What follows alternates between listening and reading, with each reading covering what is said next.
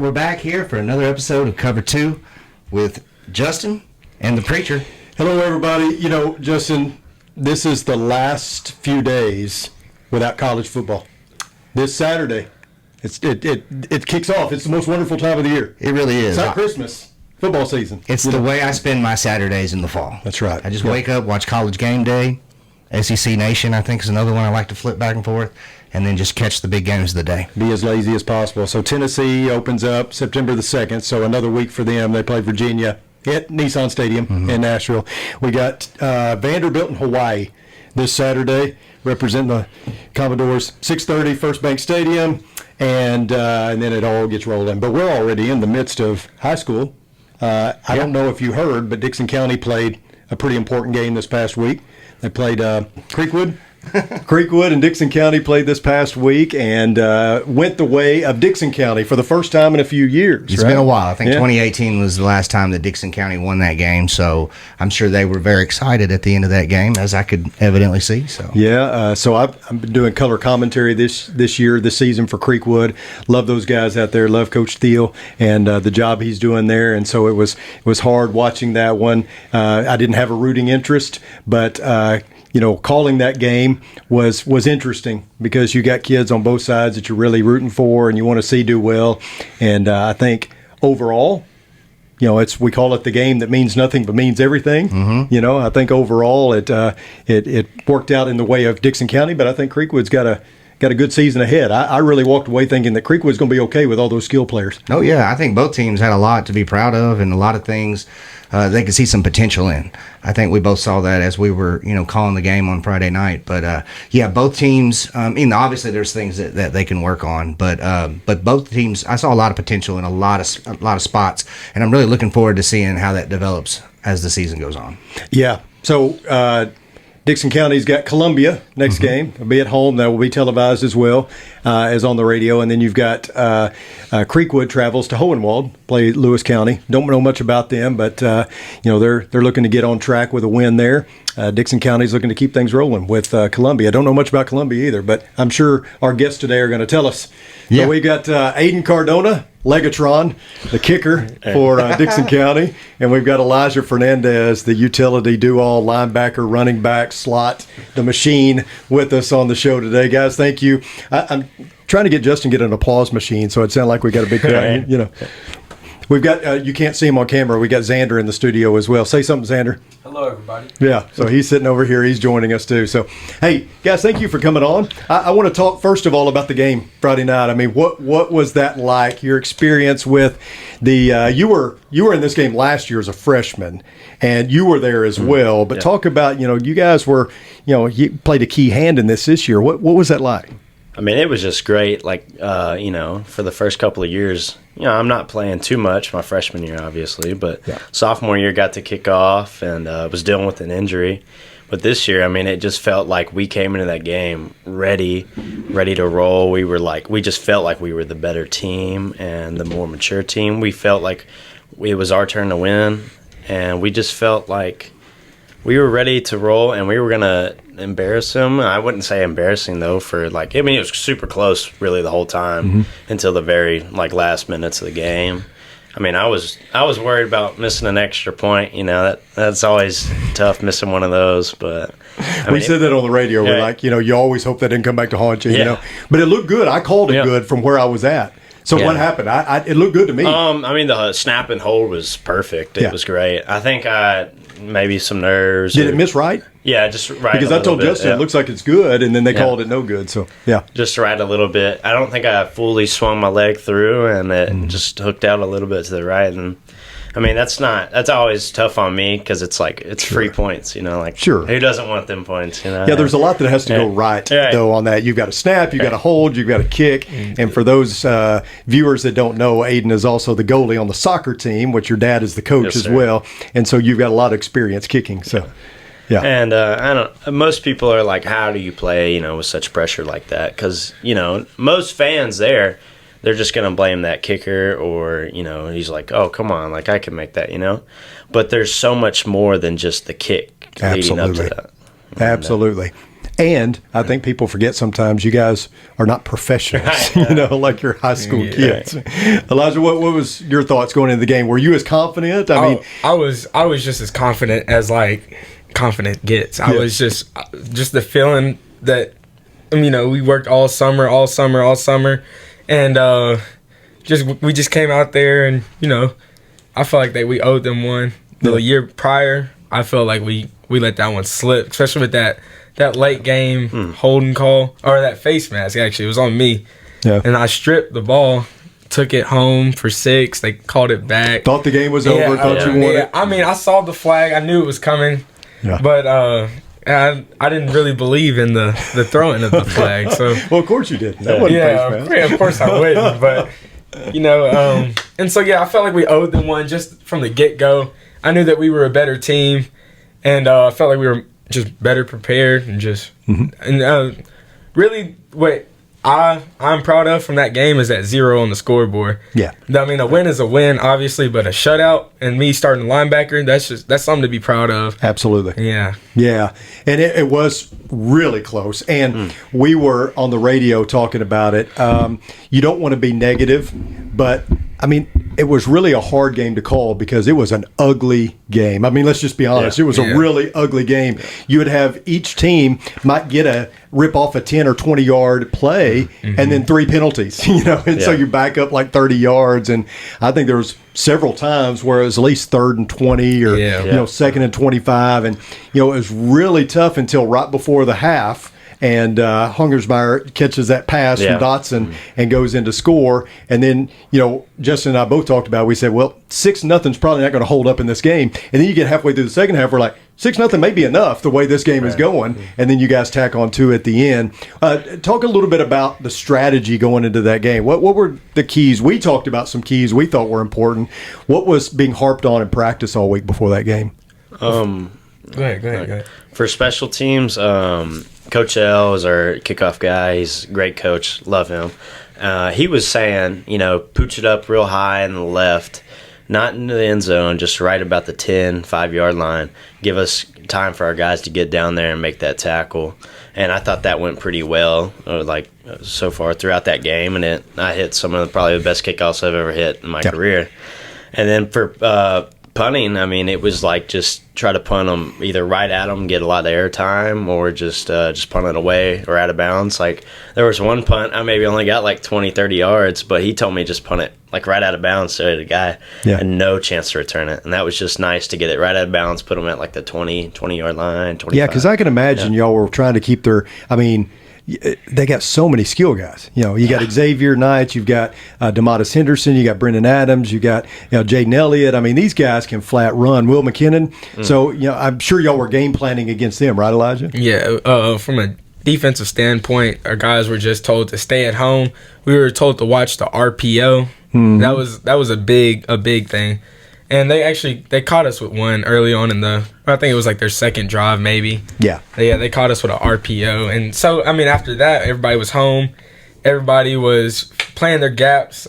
I got sent a lot that game. I ended up with 5 tackles for loss. And so, from a defensive standpoint, we were just prepared, ready. Everybody knew their job. And on offense, we made adjustments the week of the game.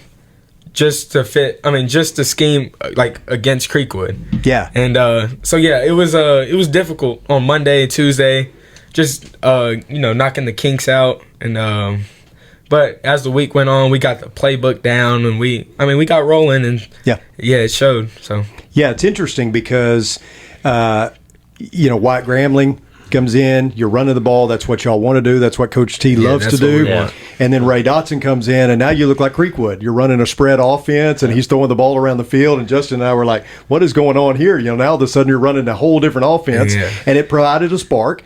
And then I assume what happened later in the game, you bring Wyatt back in so you can run the ball and control the clock, and seemed to work to perfection. Was that kind of what was the thought process? That was exactly what the thought process was, just to find a spark somewhere. And it happened to be the quarterback position. And Ray got us that 6. Did what he needed to do. Wyatt got back in there and did what he needed to do. Yeah. And offense started executing better and better it was the first game, so nobody's going to be perfect, obviously, especially first game. But and so as we got going, we picked up momentum, especially with a bunch of stops, lots of opportunities on offense, and we capitalized when we could. Yeah. And I thought, once you got that score, I think it was kind of like, wow, there's a little bit of relief that we can actually score. Yeah. And then, Creekwood had several opportunities there that, there were a couple of times I told Justin if Jaden Elliott's fingernails were a little longer, it might have been different because they were just so close to breaking a couple of plays. Actually, it was about 4 or 5 that they were so close to breaking them. And, Brendan had that one catch. And, I felt so bad for Brendan because I've been in that position before, playing the receiver position. But, they were so close. And that's why we walked away thinking they're going to be okay. They're definitely got some skill players and are going to be all right. What about you guys? How do you get over this? Because it was a big win, and we talked about with the coaches how this game really means nothing, but it means everything, right? Yeah. But in the standings, your whole season is still nothing's affected by this game, standings wise or playoffs wise or anything like that. Mm-hmm. So how do you put that one behind you? Say it was great, we won it. It was a rivalry game, first rattle out of the box. Now we got to go forward with the games that really matter. How do you put that behind you? How do you stay grounded? Right. I think you just you realize like that was a great win. It felt good to not lose your first game of the season and just put you in that slump. Yeah. Because that game can literally make your season have make or 4 or break. 5 more wins, or like you could maybe only walk out of that season with like 3 wins if you lose to Creekwood. Yeah.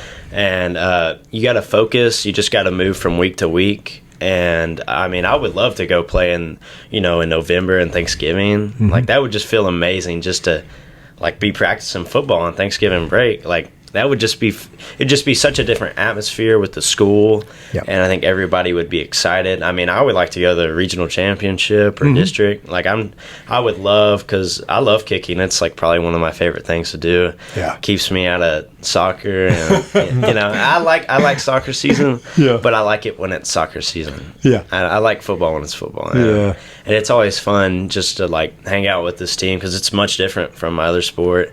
And I think the team atmosphere, like the family, like I feel like we're a family, like we're just bonding, and it's not like nobody's really negative, everything's super positive, and practice doesn't feel horrible even though it's like 103 degrees outside. So it does kind of set a tone, right, doesn't it? yeah. We talked about that with the coaches as they were worried about that because they said even though it doesn't mean anything, it really can, kind of send you in a slump or on a high. Elijah, how intentional were the coaches today to say, look, it was great, it's over? And actually, Coach T did make a point today as we were on defensive scout. We were on defense with the offensive scout, and we had guys on the sideline just talking and laughing, whatever, just in their own world. And Coach T was like, "Hey guys, we were focused last week against Creekwood. Why can't we bring that into the next week, into the next week, into the next week, so that we can win?" Because I do believe Coach T said last year it starts with practice on that Monday. Mm-hmm. And it carries on how you practice through that week is how you're going to play throughout that week. Absolutely. And so, Coach T made his point clear. I think that now that, we're like, okay, Creekwood's over, on to the next. And it just starts with us, and we got to stay focused and watch our film, know what to do, and stay disciplined, head down and work. Yeah, because you can kind of erase the excitement of that game if you lose the next one. Yeah, right? exactly. Yeah. It's like a win for just a win just to put on a board, and then if you go 1-9, your win's Creekwood. Right. Which that's not going to happen. So talk a little bit about that. Your season, there's a lot of buzz around both schools, and we talked about that. This county seems to be excited about Creekwood and about Dickson County. Talk a little bit about the season, because I know y'all are optimistic. I know your coaches are optimistic, thinking we can win some games this season and go pretty far. What are the expectations? What do y'all think? I said a 10-0 expectation. Good. Because without that expectation, what am I going to do whenever I get to, okay, let's say I say we go 7-3, mm-hmm. and let's say we're 6-3, or let's say we're 7-2, and we're onto that last game of the year. Okay, so I got that 7-3 record in the back of my mind. Mm-hmm. What am I going to do? Go out there and expect to lose? Yeah. I don't step on the field thinking that, okay, this team across from me is better than me, and I'm just not going to play hard, because that's not why I play football. Yeah. And so, it's a matter of pride and it's a matter of confidence. Play to win, right? Play to win. Yeah. Play to win. So, yeah. I think we should be able to win lots of games this year just because looking at our schedule, I mean, we have some tough games like Clarksville, and then Creekwood was like from last year, they were the only two teams that had a winning record. Yeah. I mean, I think we can. I mean, Rossview's always going to be hard, but we should be able to rack up some wins, and we should be feeling very confident going in that district, championship, semifinal. I think just overall the atmosphere has been much different around locker room, practice, school, and games. Yeah, talk a little bit about that. The culture, I hear that a lot. I hear that word thrown around with you guys, that the culture's different. That Coach T came in and he set a new culture. Talk a little bit about what he's done. It's more controlled, and it's super positive. Like, practice is not just like you don't know what you're gonna wear. Like, I remember my freshman year, we didn't know sometimes what we were gonna wear, if we were wearing like shells or full pads or just our jerseys and helmets for a walkthrough. He's gotten everything controlled, and he keeps his discipline, and the locker room is much more like, it's like a professional team, like a college team. Like, I feel like we're mature enough that we have grown up, because a lot of us last year were sophomores starting. Yeah. That's almost our entire team. And now we're all juniors, and I feel like we've all kind of grown up. And it's matured, and I'm trying to be that junior that I want to be to that freshman, Yeah. You don't want a junior who's not the nicest guy around. You kind of want that guy. He's always giving you compliments, going to the JV games, giving you a handshake. I love that. That's exactly. Yeah. What do you think? I think that the culture is. I mean, I wasn't here whenever Coach T wasn't there. Yeah. But what I've experienced is Coach T is actually making a difference. Whether it's like from water break to just offensive individual. He's okay, guys. We're up and running. Let's go. Walking on the field.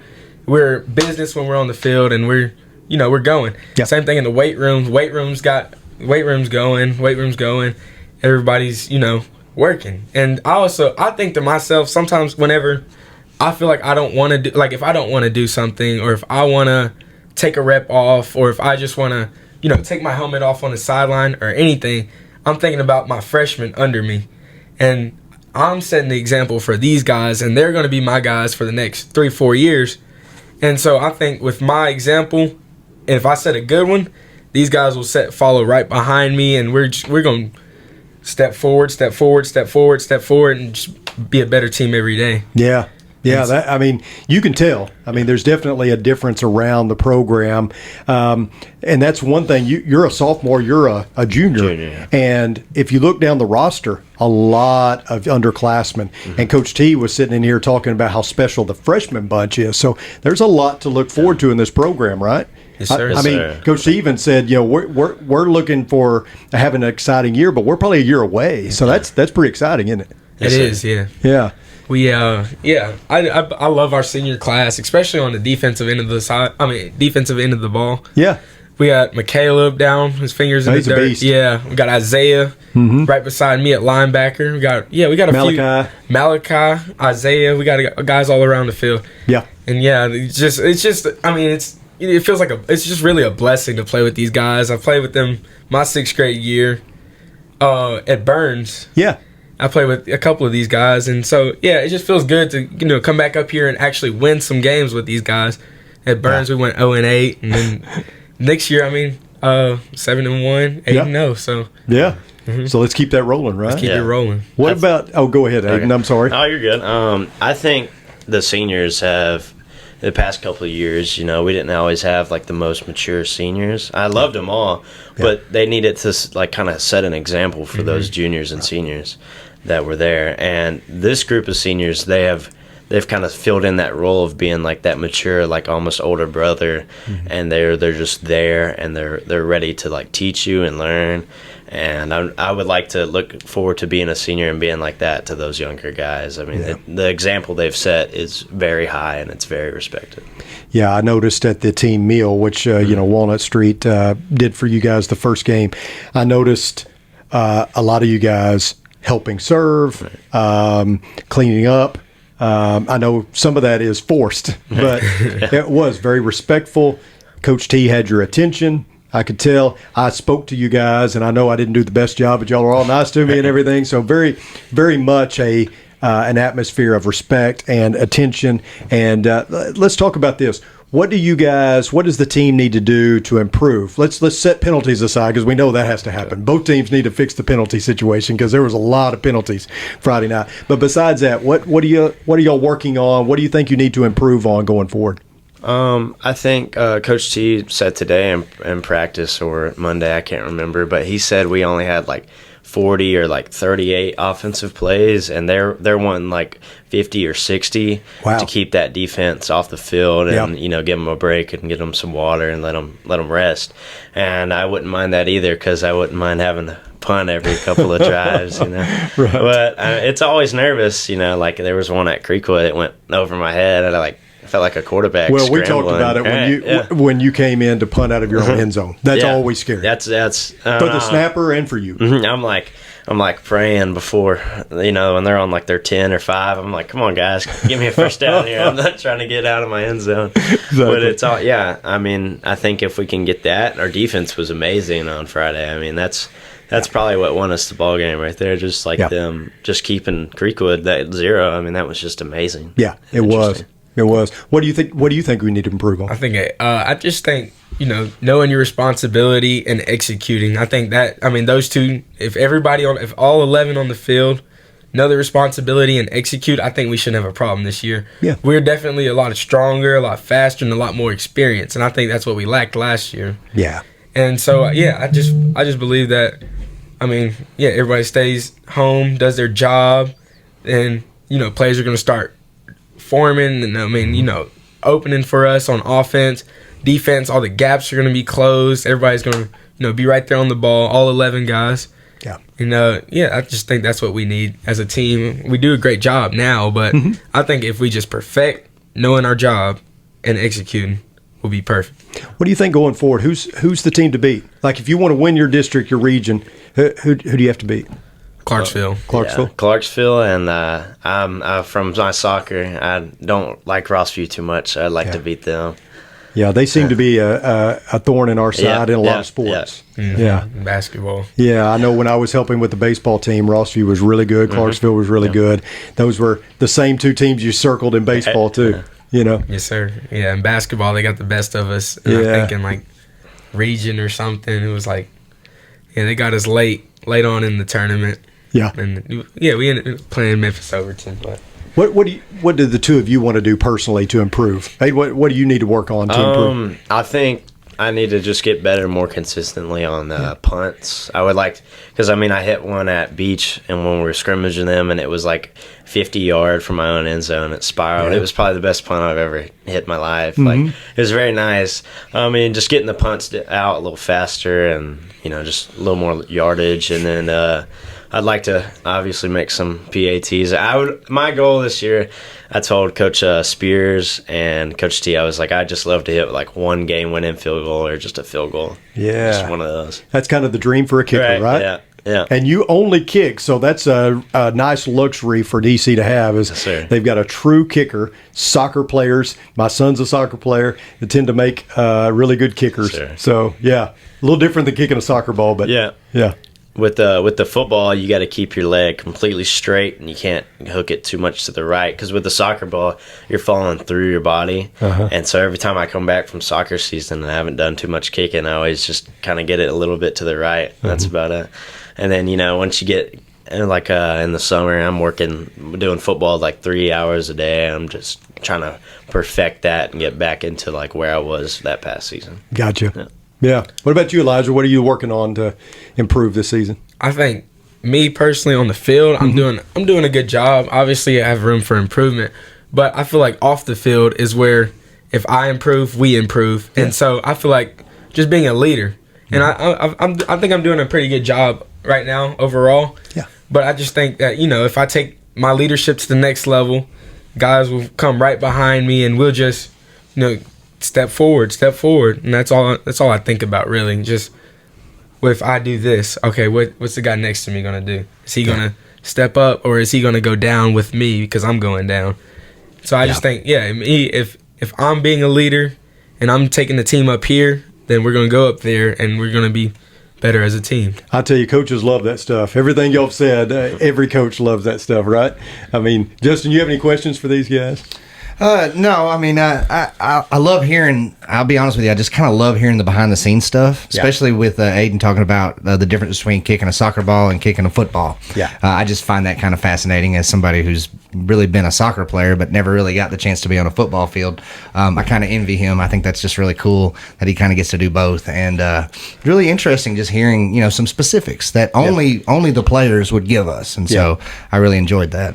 Yeah, I've enjoyed that too. We're going to have a couple of Creekwood guys on next week, and I'm looking forward to getting their perspective on their season as well, because it's interesting to me to hear you guys talk about the inner workings of the team and kind of how day to day goes. And it sounds like right now things could not be better. You got Columbia this week coming to our place. I say our place. When I have Creekwood in here, I'll talk about we and our there too, because I do their games as well. Yes, sir. It's just kind of a habit. But talk a little bit about Columbia. We typically wrap up the podcast by talking about just upcoming games and things like that. We're going to let you do that since you're here. Right. What do we need to know about Columbia? We were watching film, and even though I am a kicker, I always like watching film, just looking at what they're going to do or what I have to do for kickoff. It seems they are very athletic and fast. Okay. But the one thing they are struggling with is their discipline. Okay. They're undisciplined. Okay. And they run a farther, like they're like 10, 15 yards away from our receivers when they're doing coverage. So we're just planning on throwing that short, quick slant, short 3-yard pass, getting those 3 yards every single time and get that first down and just work the clock. And then when they readjust to that, we can use our running game and we can maybe go shot deep or something like that for a pass. Yeah. What have you seen on film that? Well, I start middle linebacker, so from a defensive standpoint, I know exactly what their offense is looking to run smash mouth football, and then maybe try and catch a slip in with some crossers, or maybe another crosser outside, maybe like a post wheel, something like that. And they run a 7 front, they run 2 tight ends, or they'll shift their backs all over the place, but they normally have 7 within the box. And they're looking to just run it right down our throats. And I mean, we got to fill our gaps, just do what we got to do. Yeah. Like I said, everybody knows their job and executes. We're gonna be all right. And on offense, like Aden said, they run a 4-3-4. Okay. And their safeties and corners, they're about 10, 15 off each. And their defensive line, we're gonna make a lot of adjustments to them. So however they line up, we're going to adjust with that play. And we're just looking to do what we do. Yeah, and you do it at your place, so that's it's always nice. I'm sure y'all are excited about the first home game of the season. Yeah, I'm really excited about this one because last year we lost this game in overtime. Yeah, and it was just such a heartbreaker because we had lost at Creekwood in overtime. Like, it was like the same story. It's kind of the revenge tour, isn't it? Yeah, yeah. We play them in soccer, and they're always pretty good. And we actually tied them this year, which was super impressive, on our part. And but. Yeah, I would love to win this game because we went for an extra point and we were up 13-6, and they went for 2. It's very gutsy call right there, and they went for it and they got it, and that's how we left that field, and it was just stunk right there. It's a bad taste in your mouth. Right. Mm-hmm. Well, you avenged one of those, so hopefully you can avenge this one this week, and we're going to be watching, tuning in, and excited about that. I'll be with Creekwood at Lewis County, and I'm excited about that one because I think Creekwood is going to get going this week. Too many skilled players not to. I was impressed with their quarterback and their receiving core last week, and so we're going to see what they can do this week. And I'm going to be having an ear on what's going on at Dickson County as well, because I'm excited to see if y'all can keep this train rolling down the tracks. Yes, sir. Thanks for joining us, guys. Yes, sir. No problem. I appreciate it. Justin? Couple of announcements. I just heard, not too long ago, that due to the heat wave, it looks like we're going to push that game on Friday night over at the high school here in Dixon, the Dixon County High School, is going to be pushed back to 8 o'clock. I heard that too. I hadn't heard anything about Lewis County and Creekwood. I wouldn't be surprised if that happens, but we hadn't heard. But we have heard that Dixon County, Columbia is going to be at 8 o'clock instead of 7 because of the heat. Yeah, I believe that's official because I got an email from the boss man, Mr. Coach Holly. So looks like we're going to push that game back. And also, he had mentioned a few days ago that they're going to do like a special thing for all the guys that graduated in the 70s. Mm-hmm. They're going to bring them back, free admission. I think he's got a T-shirt he's wanting to give them. So if you're watching and you graduated back, one of the first few classes in the 70s, they're really wanting you to come out to this game because the very first football contest for Dixon County High School was against Creekwood. Yeah, I was going to say, Columbia, excuse me. You're the history guy, but I thought I saw that the very first football game for Dixon County was against Columbia. Yeah, absolutely it was. Yeah. And they still got the football. It's at the high school. And this was 1972? 72, fall of 72. And it's almost to the date. It may be the exact date. Did Dixon County win that one? Yeah. Okay. Yeah, and we were not favored to win that game. Okay. Columbia was favored to win that game. From what I've talked to from the guys who are on that team, I've had the pleasure of talking to a few of them. They said, look, we were not favored. People really didn't know what to think about us back then because they were combining 3 schools. Yeah. So you had like the core of Charlotte High School, William James High School, and Dixon High School all coming together, and nobody was really sure how that was going to mesh. You got coaches from each one, players from each one. How is this going to work? So they weren't favored in that first game, but they ended up having a really good season after winning that first game against Columbia. Yeah, some really good teams in the late 70s and into the 80s. Absolutely. Yeah. So, make it to one of those games. Yeah. We'll see you next week. We'll have a couple of guys from Creekwood on here. We don't know exactly who that's going to be yet. We've put in some requests, so we're going to get some of those guys next week. I hope you'll tune in for that. Absolutely. Looking forward to hearing from some guys at Creekwood. Want to thank our guests here from Dixon County High School for visiting us. We appreciate you guys, and we'll be back for another show next week. See you next time. See you.